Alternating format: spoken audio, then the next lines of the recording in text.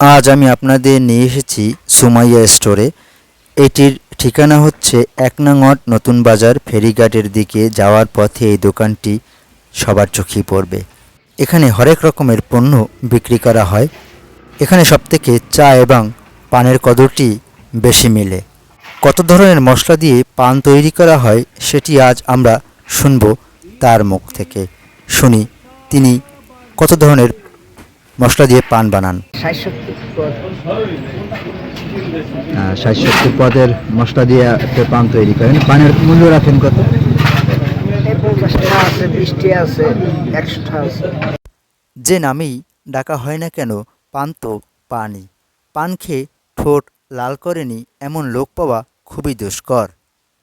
পানে এখন আর শুধু চুন সুপারি খয়ের ব্যবহৃত হয় না, মশলা হিসেবে ব্যবহৃত হয় মোরব্বা, খেজুর, কিশমিশ, খোরমা, তানসিন, তেরেঙ্গা, এলাইচ, চমনবাহার, তরক, ইমাম ও ঝুরা ইত্যাদি। এই পান তরুণ তরুণী থেকে শুরু করে বয়স্ক লোক সবার কাছেই এই পান হয়ে উঠেছে জনপ্রিয়।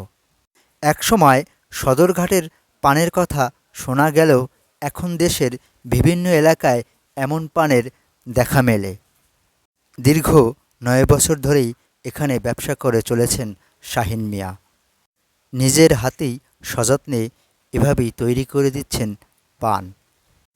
মশলা ভেদেই এই পানের মূল্য নির্ধারণ করা হয়েছে। ১০ টাকা, ২০ টাকা, ৫০ টাকা থেকে শুরু করে ১০০ টাকা পর্যন্ত এই পানের মূল্য ধরা হয়।